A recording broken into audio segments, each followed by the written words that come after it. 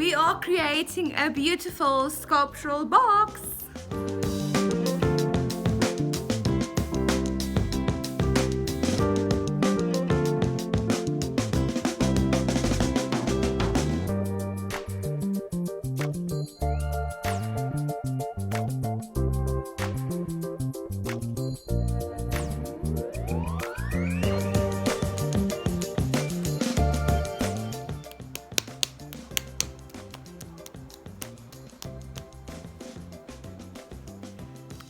I'm going to start by pinching.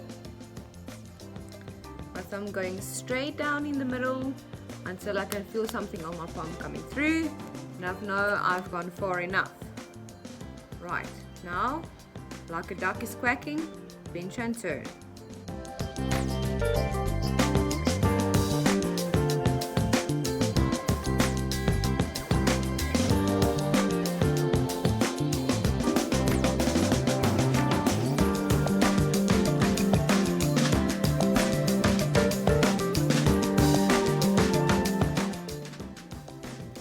Now do not pinch your wall too thin, because we're still going to carve into that space.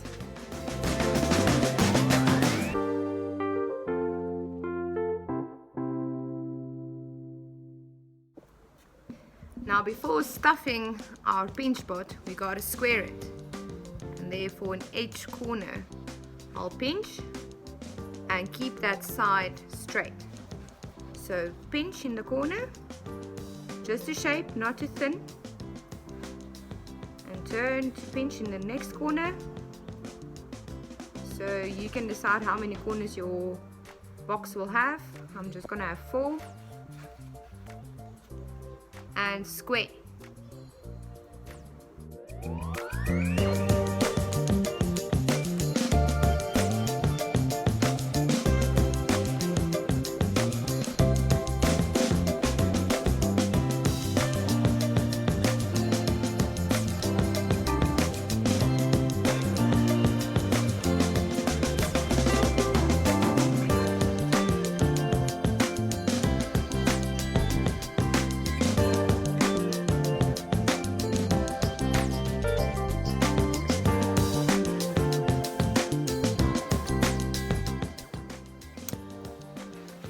Now we're going to add a coil in the same shape as that of the pinch pot.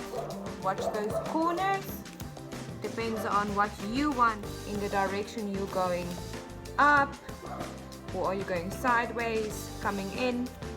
I'm just going to go straight up as if I'm living in a square single-story box.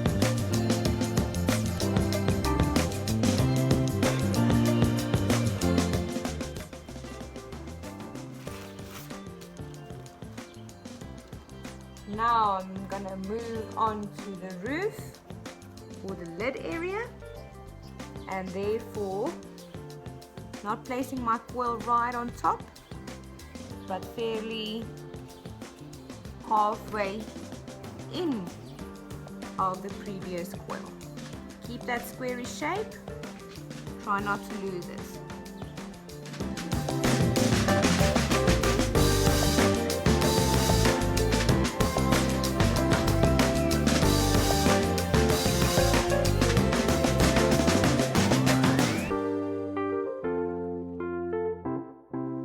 Also shape the corners of the roof in the same way we shape the corners of the wall.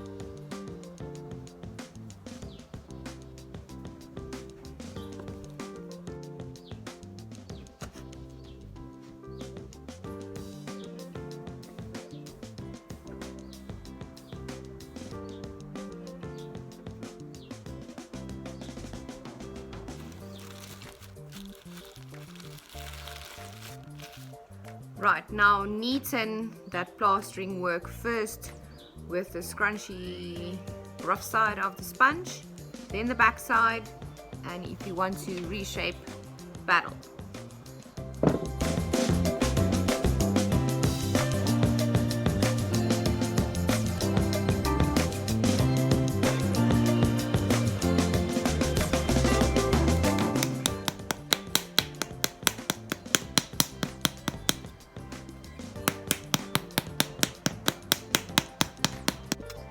And now when you're ready, you can start decorating and make use of the low relief sculpture technique.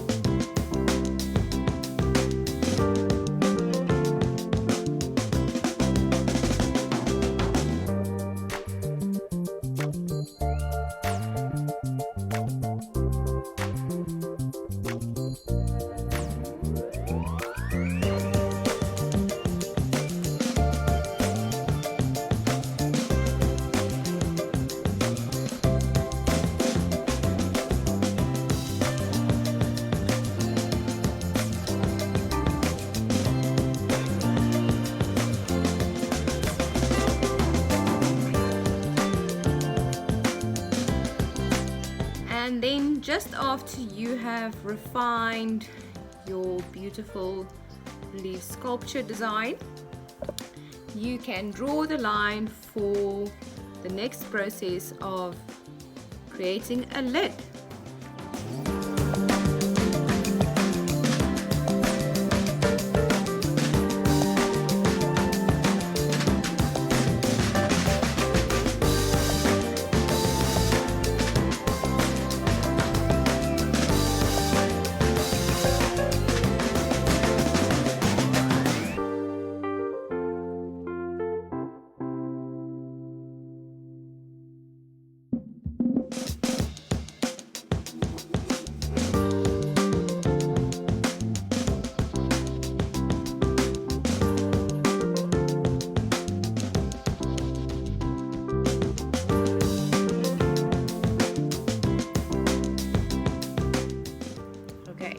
So with a sharp knife and quite wet, a firm grip at a 45 angle, straight in, and a nice and smooth cut right around, rather going twice on exactly the same line than cutting the bread, because that would make a very uneven, untidy cut for the lid. So keeping my hand firm, supporting the box on other sides, 45 degrees, cutting it right in there, and also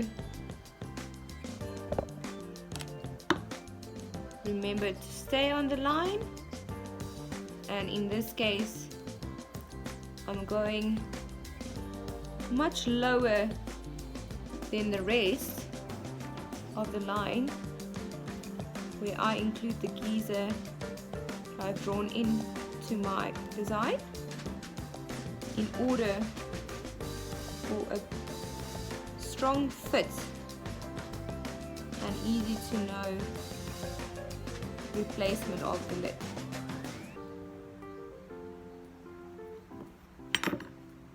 And there, the lid. You can, with a damp sponge, soften that edge of the lid line that you just cut, but please do not destroy any of the shape of the lid, because, or the box, because it fits perfectly on there.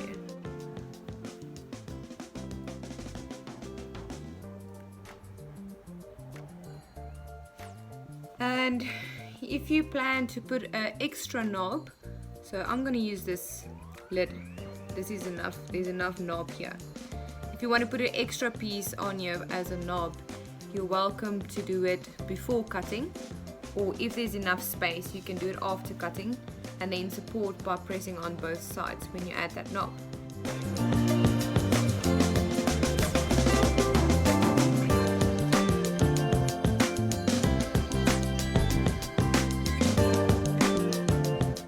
So here is the beginning of the flange. It's a flat pressed coil that I just cut neat, and now to make sure it fits in there, I'm just going to roll it up, and perhaps I can have the top slightly narrower than the base, that is of the flange now. So rolling my flange, and by checking I can make sure it fits in there, but also make sure it fits into the pot, because if it's too wide it's going to spoil the build. Alright, so roll it up, and then if you're sure it fits, then you can mark excess clay, and also cut away clay that is not necessary, so to have an even weight in your flange.